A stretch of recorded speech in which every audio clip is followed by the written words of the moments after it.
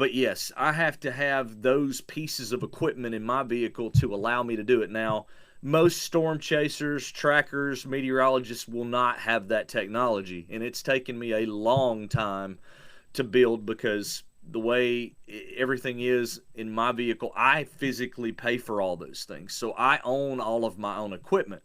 And that's how a lot of freelancers are. They own their equipment. They don't have a station backing for that per se. So it takes some time to really get to the level that we are now when it comes to tracking storms.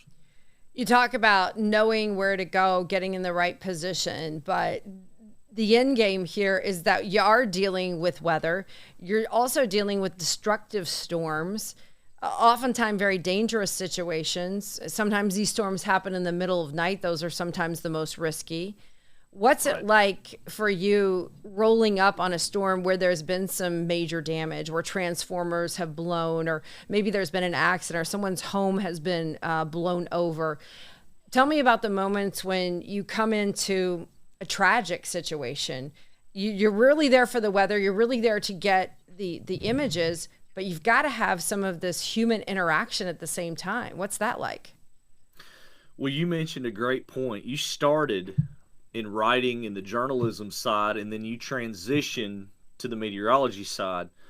For me, you know, tracking the storms has become, I don't want to say easy. It has gotten easier with technology and, having live capabilities.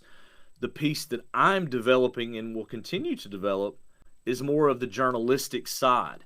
And the reason for that is we do come up, a matter of fact, I think you and I talked pretty heavily the night Rolling Fork, Mississippi happened. Absolutely. And I believe I had to let you go in the middle of a live hit because we rolled up on catastrophic damage. And those are the things that make it real, right? It looks all pretty when you're chasing the storms, and then you roll up on a neighborhood that's been obliterated. And then, I've got first responder training. So we stop the chase at that point.